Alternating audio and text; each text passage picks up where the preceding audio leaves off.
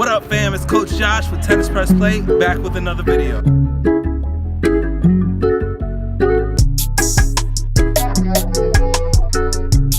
Today's video is going to be on one of the most important aspects of a ground stroke, which is the backswing. So if you have seen my forehand video on how to hit a forehand ground stroke, we went over the 4 aspects of a ground stroke. Your ready position, backswing, contact point, and then you have follow through.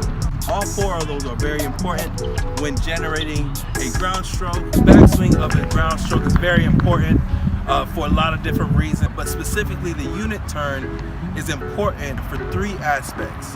1 is going to be preparation, 2 is going to be consistency, so getting that same backswing each time, and 3 is generating power on the shot. But what a unit turn is going to look like is this. I'm going to take the racket back like this. The first thing you'll notice is obviously the racket goes back, my shoulders go back, and my hips turn at the same time.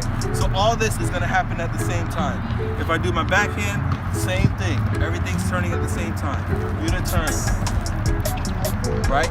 I'm not doing this, or I'm not doing this. Okay? So by unit turn, I mean everything moves at the same time, so that when you're hitting the ball, you can get that consistency that you want. So a quick and easy exercise that you can do to really understand what I mean by unit turn is to put both hands on your shoulders, basically cross your hands over and put them on your shoulders like this. What I have my students do then, turn so that they're elbowing me with this elbow, right? So this is gonna basically be a forehand unit turn. So boom, and then they have to elbow me. You have to move as a unit to actually hit my hand with this elbow. You can't do this because then your hand comes off your elbow, right? So you have to move. If you want to take it further back, you have to use your hips and then use that power. A lot of people ask me, how do you generate power from a ground stroke? It really comes from here and your hips and your shoulders. You can only generate so much power from your arm.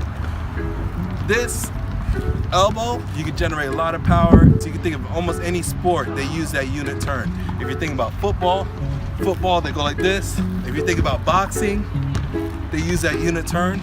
Almost in every sport that has to deal with your arm or power, they're using that unit turn. They're using their shoulders, using their core, and using their hips, even down to golf, where to generate that power so that they can hit the shot. I think this video is very important before I go into backhand, is because when you use your backhand, you have a 2-hand backhand, right? So you have 2 hands, and you have to do basically a unit turn to hit the correct backhand.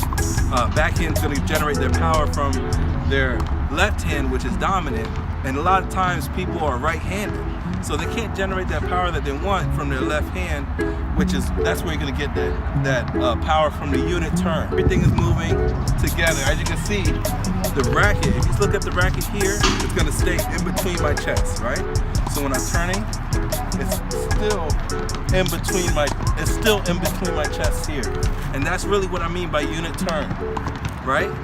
So that I can get that same stroke every single time. 2 stances that I wanted to go over in this video. 1 is open stance. I'm looking at the camera, I just turn and I hit, right? Closed stance is when you step over, you turn, and then you still hit through it. So we have 2 stances, right? Open stance, unit turn, hit the ball. Closed stance, unit turn, hit the ball, okay? Open stance, closed stance. I think that's 2 things that I really wanted to go over before I get into backhands. That's gonna help you really grasp what a backhand is and how to hit it correctly. One last thing I wanna go over before we conclude this video is transitioning from backswing to follow through, okay? Because I see people take their racket back perfectly, but then when they get here, they use all arms, just like this, right? So you still want to use your shoulders and carry it all the way through to that follow. Right now I'm open stance, take my racket back, and then I hit through, okay? See my shoulders turn over.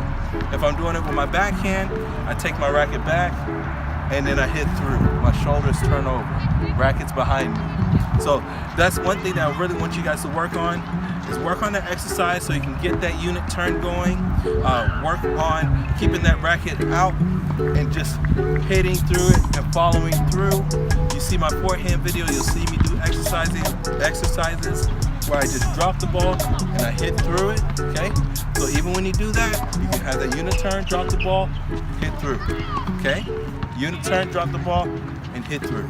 Today's video was very important when it comes to ground strokes. The unit turn, again, like I said, will help you get prepared for the shot, will help you generate power for the shot, and also keep that consistency going so that you can keep that same ground stroke that you want every time you hit the ball. This is very important when you're playing at any type of level. If you're a beginner, intermediate, or even a professional, you'll see those guys on TV. Make that unit turn, hit the ball, and hit through it to generate that power. And this is easy power that you can generate. You don't have to necessarily put too much into it. Just turning your shoulders and turning it over will generate much more power than just using your arms. I think this is very helpful for you guys. If you found it helpful, go ahead and hit that like button. If you like this video and you want to see more from me, you can find me on Instagram, Josh.pressplay, or my tennis Instagram, Tennispressplay. If you have questions about unit turn or backswing, go ahead and leave that question in the comments. I do want to thank you guys for watching. This is Coach Josh with Tennispressplay, and I'll see you on the court.